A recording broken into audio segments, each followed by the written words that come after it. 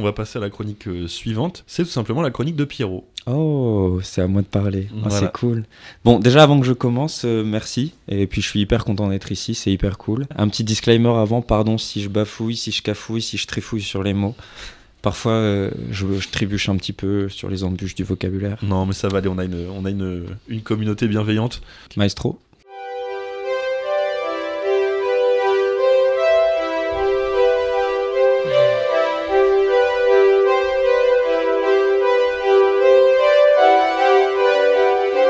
Un homme passe sa vie à compenser son enfance. Je crois qu'un homme se termine vers 16-17 ans. On peut pas. Et je crois qu'à 17 ans, un homme est mort, ou il peut mourir. Mais lentement, mais peut-être sûrement, s'insinue dans la conscience des hommes le sens de la solidarité de leur destin, la volonté de réaliser les mêmes rêves, qui est de transformer cette terre, vallée de larmes et de misère, en un lieu où les hommes pourraient vivre dignement. J'ai rêvé de toi dans la nuit du 11 au 12 août. Le vent se lève, il faut tenter de vivre. L'air immense ouvre et referme mon livre. Est-ce que vous êtes perdu sur les ondes ? Peut-être même que vous êtes perdu tout court ? Ça tombe bien, nous aussi. En fait, si ça peut vous rassurer, on l'est tous. Venez, on va danser sur le radeau de la Méduse. On va bronzer sur la dune du sablier noir et plonger dans le ventre de la bête. Vous voguez sur Radio Campus Amiens à bord du podcast. Le navire sans autre blanche baleine que la sibylle d'argent, ensorceleuse des mers les plus sages, des vagues valsantes qui effleurent les rivages. On est parti pour le premier épisode d'une série déjà culte. Ouvrez grand vos esgourdes que j'y susurre quelques mots d'amour, bande de vénards. Enfilez vos combinaisons de noctonotes, pyjamas et bouillottes. Aujourd'hui, on nage sous les paupières du monde. Ensemble, nous allons voir de nos oreilles comment l'animal parlant habite l'obscurité, de son inquiétante étrangeté à ses inavouables péchés. Bref, vous l'aurez compris, on va parler de la pièce maîtresse du grand théâtre de la nuit. J'ai nommé Le Rêve. Je m'appelle Pierre Lecomte Peters et je vous parle. Ça m'a toujours un petit peu embêté de dormir. J'avais l'impression de louper quelque chose, de l'ordre de ces grandes révélations que les étoiles distillent en leur lueur. Je crois que j'ai un peu peur de dormir en fait. Peur de fondre dans l'inconsistance, au verso. Mais comme vous, je me suis réveillé ce matin. Arrêtons-nous une seconde. Arrêtons-nous une seconde pour sentir nos cœurs battre. Nos cœurs dans nos poitrines. Ça fait du bien. Une petite pensée pour toutes les âmes qui ne sont pas réveillées ce matin. C'est 46 000 personnes qui meurent chaque nuit. C'est beaucoup, hein ? 46 000 bateaux sans voile, sans cap. D'ailleurs, à ce propos, je me demandais si les morts, ils avaient la radio. Vous pensez qu'ils ont la radio ? Peut-être, ouais. Ouais, je me suis dit que du coup, j'allais en caler une pour mon grand-père. Du coup, papy, si tu m'écoutes, je t'aime. Et je t'oublie pas. Je me suis dit, voilà, comme ça, c'est fait. C'est dingue comme souvent on oublie qu'une chose est absolument incroyable juste par habitude. La lumière, le temps, l'infinité des êtres qui travaillent en nous, autant de miracles que l'on ignore à tort. Le réveil en fait partie. En fait, le réveil, il commémore un peu notre naissance. C'est le grand voyage qui est là, et son vélo est fait de langes, de draps et de linceul. Finalement, on arrive toujours et on part toujours de la vie enveloppé dans quelque chose. Un lange quand on est, un drap quand on se couche et quand on se réveille, un linceul quand on va dans un cercueil. C'est un peu triste, mais on est toujours enveloppé. C'est quand même dingue cette habitude qu'on a. Enfin, souvent le matin se mêlent à notre souffle des parfums d'accalmie, pareil à ceux qui succèdent les plus rudes batailles de notre existence. Et on est là, vaseux, heureux, vaguement amoureux et tendrement miséreux sur les chemins. Et puis c'est le flash mêlé à la perplexité. Alors que le soleil tentait une fois de plus de nous prendre à revers, nous, on rêvait. Les rêves sont vapeureux, leurs souvenirs nébuleux se dérobent immanquablement à notre gauche conscience. Partons du questionnement suivant, et qui est très important. Le rêve, c'est une question de l'autre en soi. C'est une question de l'autre qui parle en nous. Le rêve nous éloigne du contrôle. D'ailleurs, il nous rappelle que nous ne sommes pas maîtres en notre propre demeure. Disons donc que si un maître sans sujet n'est plus un maître, eh bien un esprit sans corps n'est plus un être. On dit s'incarner d'ailleurs. Du latin incarnare, ça veut dire rentrer dans la chair. Le rêve, ça soulève aussi la question de l'âme. Et je me suis beaucoup posé la question. Parce que finalement, c'est quelque chose qu'on contrôle pas, le rêve. C'est un truc qui existe en nous et qui parle en nous et sur lequel on n'a absolument aucun contrôle. On voudrait penser qu'on peut faire des rêves lucides, mais en fait, qu'est-ce qui nous prouve qu'un rêve lucide, c'est pas un rêve où on rêve qu'on contrôle notre rêve ? J'en sais rien, moi. C'est quand même bizarre. Alors je me suis un peu penché sur ce que c'est que le rêve. Et j'ai trouvé des trucs hyper intéressants. En fait, il n'y a pas qu'en Europe, hein, bien sûr, qu'on s'intéresse au rêve. Il y a plein de cultures où c'est hyper intéressant. Ils considèrent le rêve comme un voyage de l'âme. Par exemple, les fellahs du delta du Nil, ils s'enveloppent la tête dans des rubans pour dormir parce qu'ils ont peur que leur âme, elle s'échappe. Encore plus incroyable, chez les Maasai en Afrique, il est interdit de réveiller brusquement quelqu'un parce qu'ils ont peur que son âme, elle ait pas le temps de retourner dans son corps. Déjà, c'est trop bien parce que c'est hyper poétique. Ouais. Et en plus, c'est trop bien parce que personne te réveille jamais. C'est trop cool. Je sais pas pourquoi on le fait pas.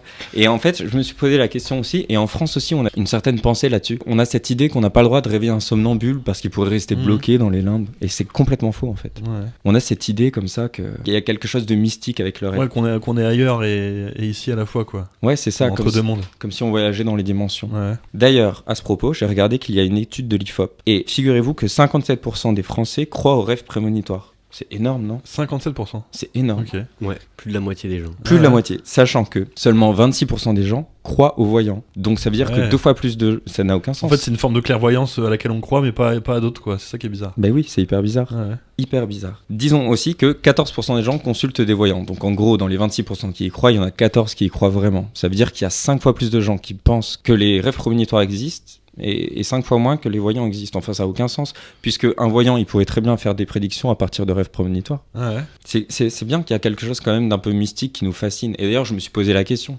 Je suis persuadé que ça fait partie des grands mystères de l'humanité qui ont mené aux religions. Et d'ailleurs, dans les religions, c'est beaucoup ça. Il y a beaucoup de moments de la religion où c'est des anges qui viennent parler en rêve aux prophètes, à Marie aussi. C'est exactement pareil. Des apparitions. Ah oui, je voulais vous parler aussi. Le rêve, c'est aussi le désir. Et ça, c'est incroyable parce que le rêve, il est tellement teinté de quelque chose de positif qu'on en a fait un mot contraire. On dit un mauvais rêve ou un bon rêve. On est d'accord ? Ouais. On dit aussi une bonne journée ou une mauvaise journée. Pourquoi est-ce que le rêve, il y a un mot qui existe qui dit rêve et il y a un mot qui dit cauchemar ? Enfin, c'est le seul mot qui a un antonyme comme ça alors que c'est pas un adjectif. C'est bizarre. On dit une bonne journée, une mauvaise journée. On dit pas une bonne journée et un cauchemar. Non, mais on dit une journée de merde. On dit une journée de merde. Mais je veux dire qu'en soi, le mot a été teinté. Enfin, on l'a tellement teinté de quelque chose de positif. C'est-à-dire, c'est le rêve, c'est mon rêve, qu'on a été obligé d'inventer un autre mot pour dire que le rêve peut aussi être mauvais. D'ailleurs, en parlant de cauchemar, ça vient du picard, cocorico, et du bas néerlandais. Cauchemar, ça se divise entre coq et mar. Coq qui vient du picard, qui veut dire pressé, foulé, et mar qui vient des maras. C'est un fantôme scandinave qui vient nous visiter la nuit. Et en gros, l'image, c'est que ce serait une femme qui viendrait s'asseoir sur nous, sur notre poitrine, et qui nous étoufferait. Un fantôme qui nous étoufferait pendant la nuit. Ouais, d'ailleurs, c'est marrant parce que les gens qui font des terreurs nocturnes, c'est souvent cette impression-là qu'ils ont, c'est que quelqu'un vient sur eux et les empêche de se réveiller, les empêche de respirer, etc. Et donc c'est marrant, tu vois, qu'il y ait ce truc-là, ce lien-là, déjà, avec l'étymologie du mot, quoi. Exactement. Et alors, je me suis encore plus penché sur le rêve et je me suis dit, pour aller plus loin, est-ce que finalement tout n'a pas été rêvé dans le monde ? Enfin, je veux dire, vu que le rêve est vraiment... Enfin, c'est une porte d'accès incroyable vers le cerveau humain, je me demande si tout n'a pas été rêvé. C'est-à-dire que, est-ce que c'est pas possible, finalement, que chaque invention qui était déjà faite ou qui va être faite un jour n'ait pas été déjà rêvée déjà aujourd'hui ? Ouais, même tout ce qui est créatures mystiques, les licornes, les trucs comme ça, les centaures, tu vois, tous ces trucs-là, parce que c'est vrai que c'est une grande part de flou, quand même, le rêve, même aujourd'hui, on sait pas encore vraiment dire ce que c'est, d'où ça vient, il y a plein d'hypothèses, mais moi j'avais entendu aussi que il y a des gens qui disent que les animaux n'ont pas de subconscient, tu vois, les chiens, les chats, mais alors pourquoi ils rêvent aussi, les chats et les chiens, tu vois ? Ouais, c'est vrai que c'est une grosse question. Bah ouais, tu peux voir ton chien, il court... tu vois que dans son sommeil il court, il gémit, il a les yeux qui bougent et tout, donc il rêve clairement le chien, tu vois, alors qu'on dit qu'ils ont pas de subconscient. Donc comment c'est possible qu'ils fassent des rêves sans subconscient, tu vois C'est complexe. Ils ont pas conscience de la mort, mais par contre ils peuvent rêver. Donc ils peuvent rêver qu'ils sont en train de courir après un lapin ou je sais pas quoi. Enfin, on sait pas de quoi ils rêvent les chiens, mais en tout cas on voit qu'ils rêvent, quoi. On souffre beaucoup du fait que les animaux aient pas accès au langage. Ce qui différencie l'homme des autres animaux, et je veux dire ce qui différencie l'homme animal des autres animaux, c'est précisément cette capacité de faire des rêves en tant que langage. Et il n'y a pas la conscience de la mort aussi ? L'homme n'est pas le seul animal qui a conscience de la mort ? Ça, c'est ce qu'on pense. Mais... On a tous vu une vidéo de chien qui fait semblant d'être mort quand tu lui tires dessus. Je pense qu'il capte oui, très non, bien puis le coup même, de il fusil. y a des trucs où il y a des animaux qui s'en vont mourir, tu sais, quelque part. Ils vont se caler dans un coin, ils vont mourir dans une haie ou derrière un cagibi, ou tu sais. Il y a pas mal de trucs comme ça où les animaux sentent qu'ils vont mourir, mais je suis pas sûr qu'ils aient la conscience toute leur vie, tu vois. Je pense qu'ils sentent sur l'instant en mode, oula, je vais pas bien, je crois que je vais mourir. Mais je sais pas si déjà petits ils se disent, enfin, tu vois, je crois pas, hein. Peut-être que c'est inscrit en eux, c'est possible. franchement, j'en sais rien. Ah, d'autres petits facts. Savez-vous que Frankenstein, ça a été écrit à partir d'un rêve de Mary Shelley. Pareil pour Dr. Jekyll et Mr. Hyde. Autre petit fact aussi, Yesterday de Paul McCartney a été écrit à partir d'un rêve. Alors la petite histoire, c'est qu'il a rêvé de Yesterday, il s'est réveillé, il l'a composé comme il a pu, mais il galérait un petit peu à retrouver les accords, enfin bon, il a quand même réussi. Et ensuite il s'est dit, c'est sûr et certain, je l'ai entendu quelque part, je l'ai oublié, je l'ai re-rêvé, et là je suis en train de faire du plagiat sans m'en rendre compte. Donc il a passé hyper longtemps à l'amener à tous les producteurs qu'il connaissait et à tous ses amis en leur disant est-ce que ça existe ? Est-ce que ça existe ? Et tout le monde lui a dit non, donc il a fini par la sortir. Ok. C'est dingue, hein ? Ouais, c'est fou. Il aurait pu se googler quand même. Ouais, il aurait pu. Pareil pour Einstein, hein. La plupart de ses découvertes, en fait, elles sont parties de cette intuition qu'il a eue en rêve. Un jour, il a rêvé qu'il descendait une piste en luge et que autour de lui, la lumière se distordait. Et ça vient de là. Pareil pour Bohr, le père de la physique quantique. Il a rêvé de la structure de l'atome. Il travaillait sur l'atome et une nuit, il a rêvé de la structure de l'atome. Et c'était la bonne structure. C'est quand même incroyable. Ouais, j'avoue que c'est fou. Hein. Bon, après, il avait peut-être maturé dans sa tête. C'est pas probable. Après, il y a le lien aussi avec la méditation. Il y a des gens qui, à travers de méditation, voient des choses, ont des espèces de clairvoyance où ils voient, j'en sais rien, des constellations, des trucs comme ça, et ils ont des infos, et après ils vont vérifier, et il s'avère que c'est vrai, quoi. Donc il y a aussi un petit lien, tu vois, est-ce que quand on médite et quand on rêve, est-ce qu'on va pas un peu dans le même endroit, tu vois, dans cette espèce de... Il y a quand on prend du LSD aussi que ça fonctionne. Bah ouais, non, mais il y a un lien, il y a un truc où on va un peu dans les... Je sais pas, dans le subconscient, on va quelque part, en fait, tu vois. C'est peut-être qu'on enlève un filtre. Ou l'hypnose, pareil, tu vois. Oui, mais c'est parce qu'on va directement chercher à la source, je pense, sans qu'il y ait le filtre de la conscience qui agisse. On dit le surmoi en psychanalyse. Parce que c'est ça, qu'est-ce que c'est vraiment, quoi ? Est-ce que c'est des flashs d'une vie antérieure ? Est-ce qu'on a accès, je sais pas, à un monde parallèle ? Est-ce que, tu vois, c'est tout ça, en fait, c'est toutes ces questions-là qu'on sait pas vraiment. Puis il y a des trucs que les scientifiques aiment pas trop non plus, tu vois, parler de ce genre de trucs. Tu vois, c'est un peu comme parler de religion, en fait, pour eux, tu vois. C'est hyper complexe, parce que finalement, le rêve, on peut peut-être considérer ça comme un accès... peut-être total ou en tout cas inconscient à l'ensemble des souvenirs qu'on a et auxquels on n'a pas forcément accès quand on est éveillé. Il faut savoir que le cerveau, il retient beaucoup de choses. Le premier rôle du cerveau, est-ce que vous savez ce que c'est ?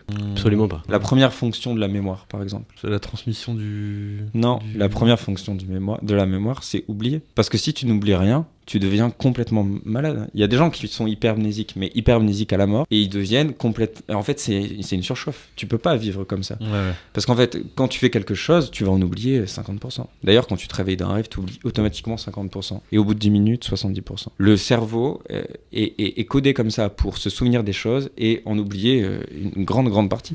Imagine si tu lisais un annuaire et que tu pouvais le réciter juste après. Comment dans ta tête, ce serait le bordel au bout d'un moment. Ah ouais. Il y a des gens, c'est ça. Moi, je me fais souvent la réflexion, c'est du nombre de codes et de numéros qu'on connaît, quoi.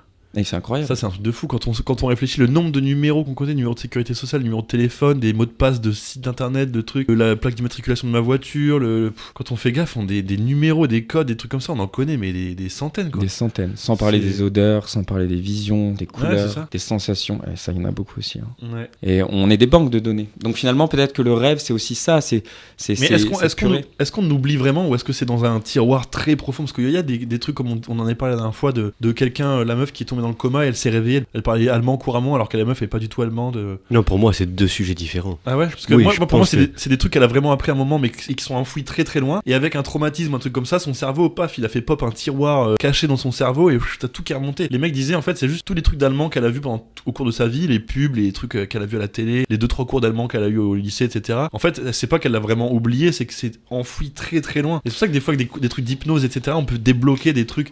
Les gens, ils ont un traumatisme, et ils se rappellent qu'ils ont été abusés étant petits, ou qu'ils ont vécu un truc de ouf étant petits, alors qu'ils en avaient aucun souvenir, et juste par l'hypnose ou par un travail psychologique, on arrive à débloquer des souvenirs comme ça qui étaient juste enfouis, en fait. Le rêve, c'est peut-être ça, hein. C'est peut-être cet accès inconscient à tout ça. C'est comme quand on croise un inconnu dans notre rêve. En fait, moi j'avais vu qu'on c'était pas vraiment un inconnu, que c'était quelqu'un qu'on avait croisé un jour dans la rue. Notre cerveau juste il a print dans un coin, il l'a enlevé, puis au cours d'un rêve, hop, il a fait revenir. En fait, oui, il a condensé. C'est possible aussi que tu mettes les yeux de quelqu'un, la bouche de quelqu'un d'autre. Enfin, le cerveau n'invente rien. Ouais, c'est ça. On crée pas les choses, c'est juste des trucs qu'on a croisés une fois dans notre vie et que notre cerveau fait remonter. Ouais, tout à fait. Enfin voilà pour le rêve. Ok, c'était une super chronique, ce petit monologue du début avec la musique. Tout à fait. Sachez aussi que certaines personnes ne rêvent qu'en noir et blanc. On pense que c'est à cause des films. C'est souvent des gens qui sont nés dans les années 60. Ah ouais. Ouais. Et il y a Petite info. la fantaisie, ça te parle ou pas la fantaisie? Non. C'est Étoile, pour ceux qui connaissent le streamer Étoile, il y a aphantasique, un truc comme ça. Et en gros, c'est les gens qui peuvent pas imaginer les objets. Genre, le gars il est là, tu lui dis ferme les yeux, imagine une pomme. Impossible. Oui, d'accord. Il peut pas visualiser des objets dans sa tête, mais par contre, il rêve la nuit, tu vois. Oui, c'est l'imagerie mentale. Ouais. Et ça, c'est pareil. Je trouve ça trop perturbant, quoi. Comment ça Ouais, s'explique? c'est vrai. Le gars, il peut pas imaginer de choses dans sa tête, quoi. Il peut pas. Mais souvent, quand on veut ça, il y a beaucoup de tests psychologiques, justement. Quand on veut savoir l'état psychologique d'une personne, on fait pas mal de tests, imagerie mentale, comme ça. Le Pliage test mental aussi. Le test de Rorschach, c'est un peu ça, non? Non, c'est un test de projection, le test Ok. Rorschach, c'est pas exactement pareil. Et puis, ça n'a pas été vraiment. Scientifiquement, on n'est pas sûr de ce test. Hein. Ok. Et bah, merci, Pierrot. C'était une super chronique. Des nada. De fou, j'ai appris beaucoup de choses. Je Ouais. crois que je sortirai de cette chronique beaucoup plus intelligent que je l'étais venu. J'espère que ça vous a plu. Je suis content si ça vous a plu. J'espère Ouais. que je vais pas trop bafouiller pour le Non, coup. ça a été. J'espère que ça vous a plu aussi pour ceux qui nous écoutent à la maison, au travail ou en voiture, et pour ceux qui regardent ça sur YouTube. Pareil, j'espère que ça vous a plu. N'hésitez pas à nous dire dans les commentaires un peu si vous avez des anecdotes de rêve, des trucs comme ça. N'hésitez pas à venir avec nous. On répondra à tous les commentaires évidemment.